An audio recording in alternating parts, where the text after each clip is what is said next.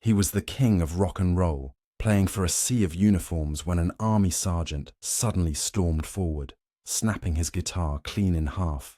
The crowd froze. What Elvis did next didn't just silence the room, it left battle-hardened soldiers wiping tears from their eyes.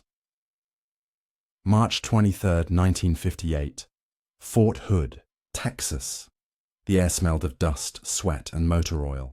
2,000 soldiers packed the base auditorium, rows of khaki and olive uniforms stretching to the back wall. Cigarette smoke hung thick, curling under the yellow ceiling lights. At the center stood a man no one expected to see there, Private Elvis Presley. His gold records meant nothing now. He wore the same fatigues, the same black boots as every other soldier in the crowd. But when he lifted his worn Gibson J200, the room began to hum with whispers. Someone muttered, "That's him. That's the Elvis." Another replied, "Not tonight. Tonight he's just one of us." Elvis adjusted the mic stand, smiled quietly, and strummed the first soft notes of "Love Me Tender." The sound floated like smoke, fragile and human. It wasn't the Las Vegas Hilton or the Ed Sullivan stage. It was a concrete hall filled with homesick men who hadn't felt tenderness in months. For a moment, every sound stopped. No laughter, no shuffling boots, just the trembling echo of his voice bouncing off cold brick. A corporal near the back wiped his eyes and whispered, "Man, that's my mama's song." But not everyone was moved. From the front row, Sergeant Ray Hollis crossed his arms, his jaw tight. A Korean War veteran, he'd seen too many buddies die to have patience for celebrities in uniform. To him, this wasn't music, it was mockery. When Elvis finished, applause erupted, but Hollis didn't clap. He just stared, unblinking, like he wanted to test the man everyone called a king. After the set, Elvis stepped off stage, shaking hands and thanking men by name. He tried to blend in, laughing quietly, but the air changed. The applause faded to murmurs. Boots scraped. A tension started to build, the kind you could feel in your chest. One soldier whispered, "Sergeant Hollis looks mad." Another muttered, "He'll calm down. It's Elvis, man." But Hollis didn't calm down. He took one long drag from his cigarette, flicked the ash to the floor and said, "Let's see if that guitar of his can survive basic training." A nervous laugh ran through the crowd, but it stopped when Hollis took 2 steps forward. The room fell dead quiet. Then came a sound sharper than any gunshot. Crack! Elvis's Gibson, the one he'd played since his Sun Records days, hit the floor and split clean in half. The echo rattled through the metal chairs. For a full 10 seconds, no one moved. Even the clock on the back wall seemed to hold its breath. Elvis didn't shout. He didn't curse. He just stared at the pieces, his reflection fractured in the glossy wood. The men around him froze, waiting for him to explode. But instead, he knelt down, brushed his thumb across the broken neck, and whispered something no one could quite hear. Then he looked up and smiled. Somewhere in that silence, the crowd realized something was about to happen, something no one would forget. What would you have done if someone destroyed the thing that meant everything to you? Would you fight back or forgive? Elvis slowly stood, dusted off his uniform, and walked toward the sergeant. Every boot shifted. Every breath stopped. He stopped just a few feet away. His voice was calm. "Sir," he said softly, "you can break the wood, but not the music." The crowd didn't know it yet, but those words would echo far beyond Fort Hood. The hall stayed frozen, thick with silence. The echo of that broken guitar still seemed to hang in the air, like a ghost that refused to fade. Sergeant Ray Hollis stood there, chest out, eyes hard. He'd seen combat. He'd buried friends. To him, this wasn't a concert. It was a test. He took a slow step forward, boots clicking against the floor. "Music don't belong in a place where men bleed," he muttered, voice low but cutting through the stillness. Elvis didn't move. He just met Hollis's eyes, calm but unshaken. Around them, soldiers shifted nervously, unsure whether to intervene or hold their breath. One private whispered, "He's gonna deck him." Another whispered back, No, he ain't that kind of man. The tension was unbearable. Then Elvis spoke again, softly, but every syllable carried. Sergeant, I came here to serve my country, not to be treated special. But if this guitar reminds anyone what home feels like, then maybe that's a good thing. That line hit the room like a quiet explosion. You could feel it, that mixture of guilt and pride twisting inside the men's chests. But Hollis wasn't done. He glanced at the shattered Gibson, then back at Elvis. You can preach all you want, Presley, but out there it's not about songs. It's about survival, Elvis nodded. You're right, but sometimes survival starts with remembering what makes you human. For a heartbeat, neither man blinked. The crowd didn't dare breathe. Then Hollis turned and started to walk away, his boots echoing down the corridor. But halfway to the door, he stopped. Without looking back, he said, You think you can make me feel something again, boy? Then do it, without that fancy guitar. He disappeared into the shadows. A nervous murmur rolled through the hall. Some soldiers looked at Elvis with pity, others with awe. He had nothing left but silence and a broken instrument. Elvis exhaled, then crouched beside the remains of his guitar.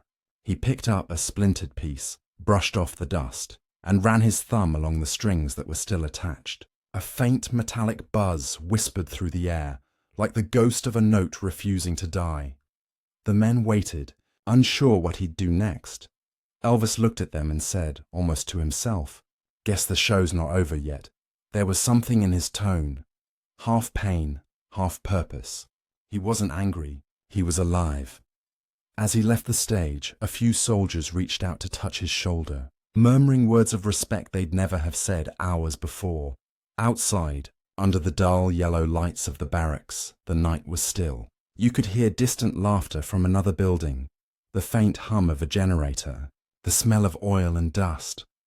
Inside his quarters, Elvis sat on his bunk, holding the broken neck of his Gibson like a fallen friend.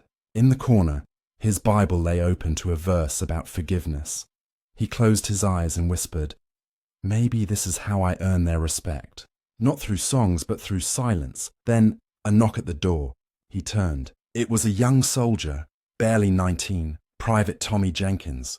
He held something in his hands. Sir, the private said, voice trembling.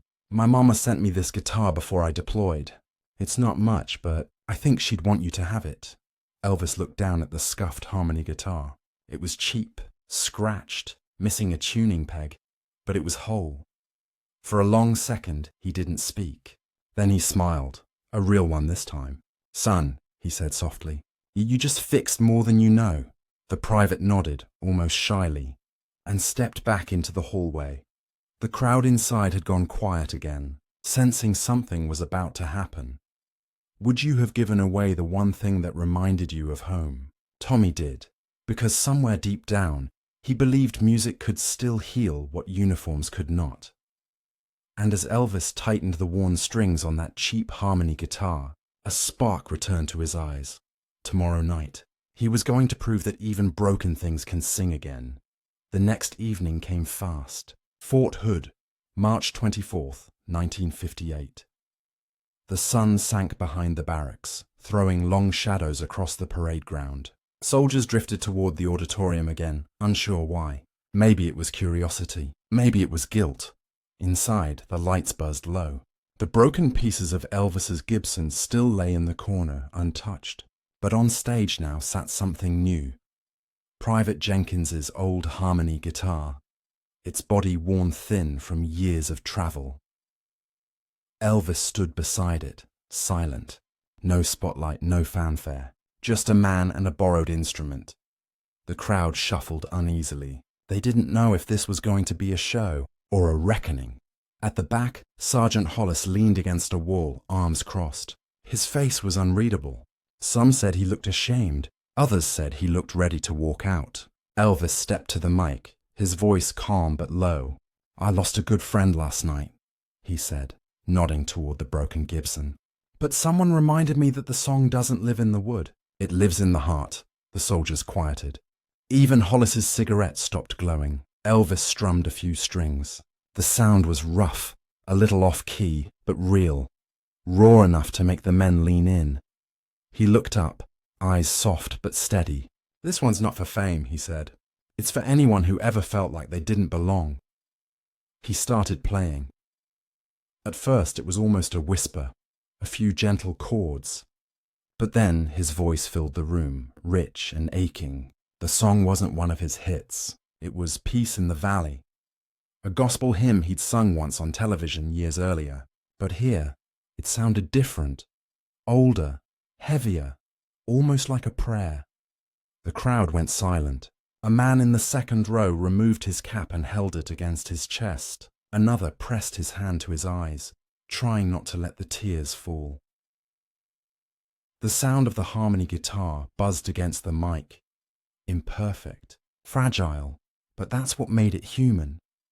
Halfway through the song, Elvis's voice cracked. He paused, smiled, and whispered, "Guess she's a little out of tune." Laughter rippled through the crowd, gentle and real. The tension broke. For a few moments, every man in that room forgot who they were supposed to be, and just felt.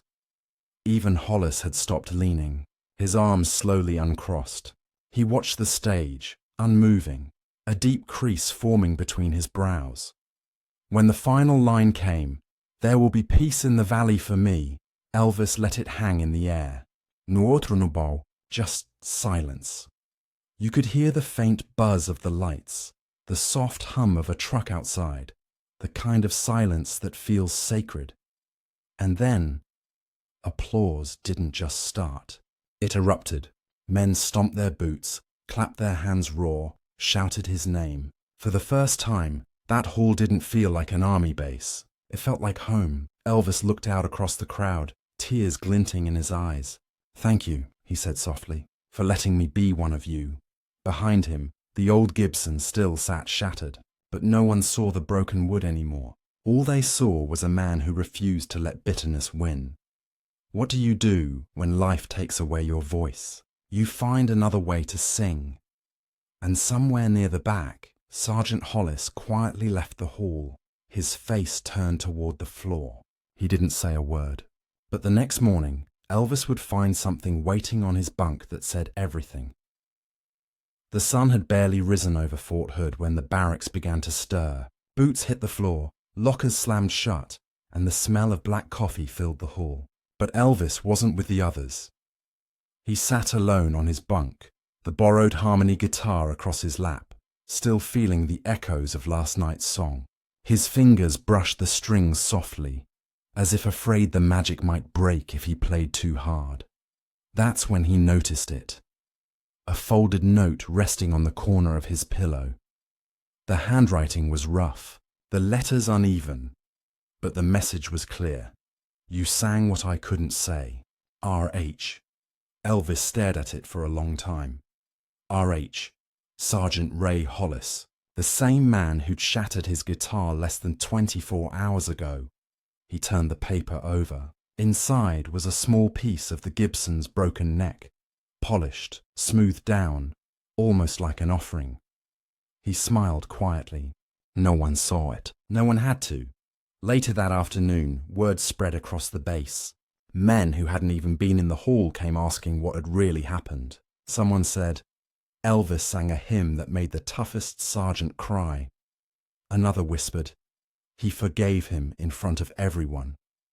By evening, the same soldiers who once mocked him lined up to shake his hand.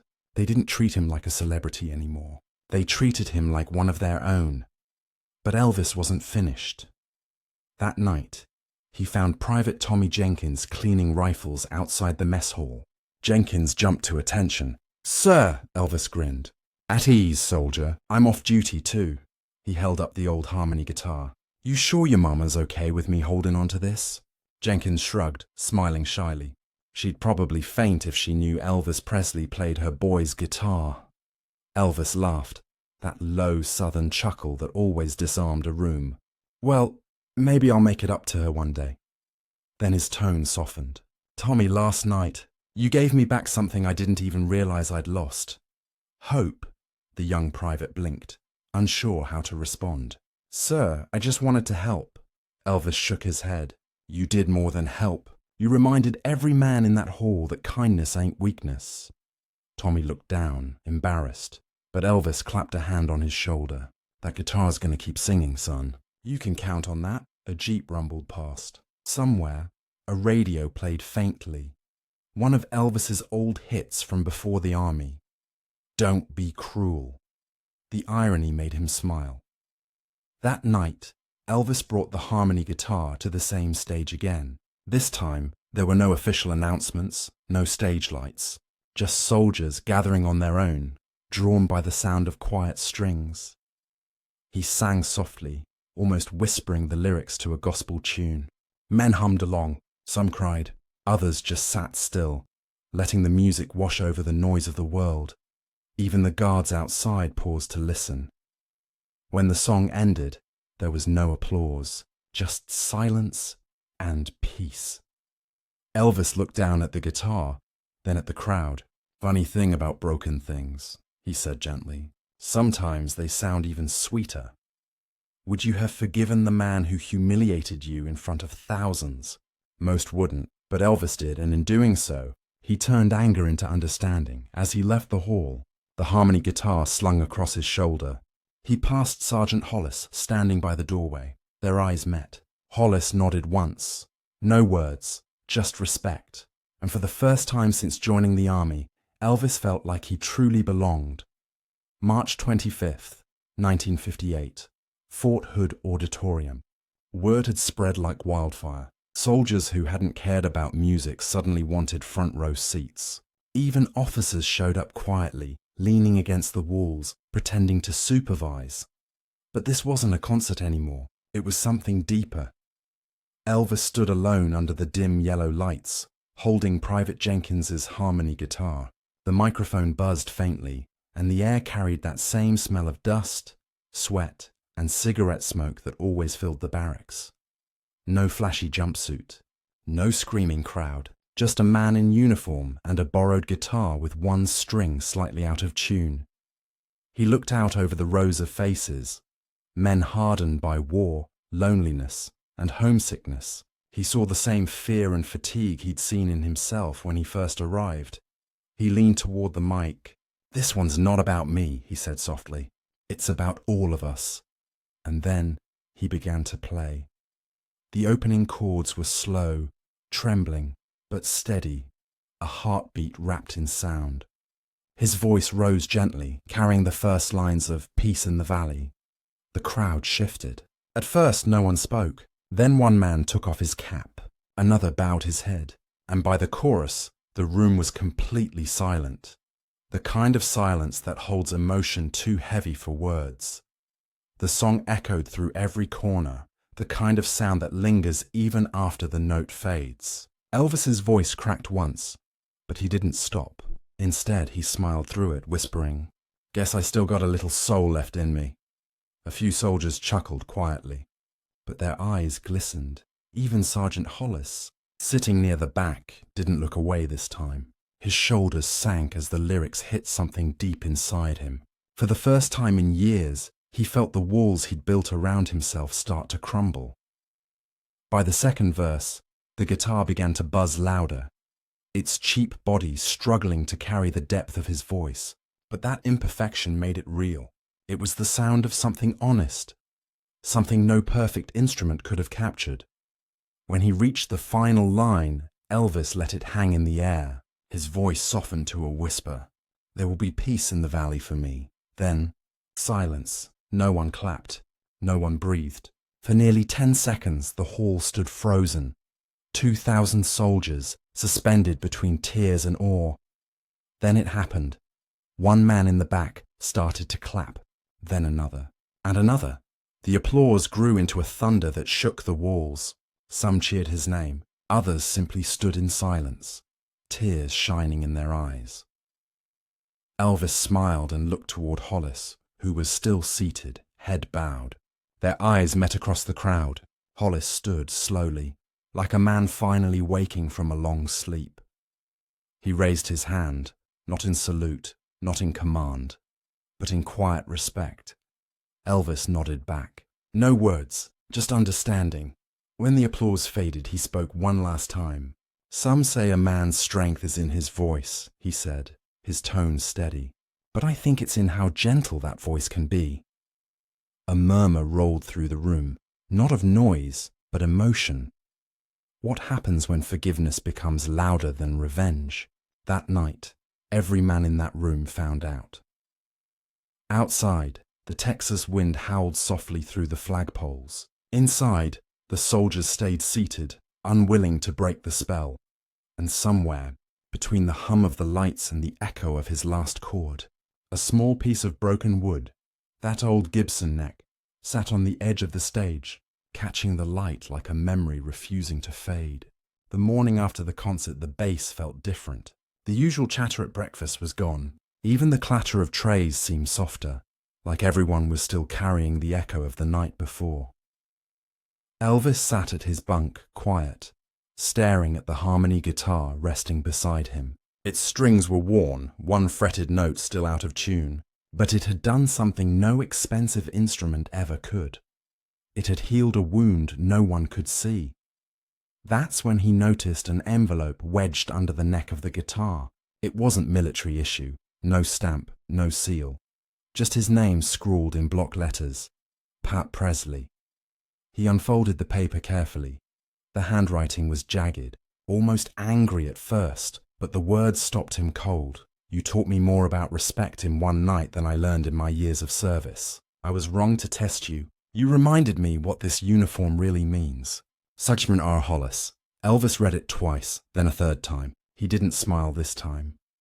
He just sat still, the note trembling slightly in his hands. Outside, morning drills began.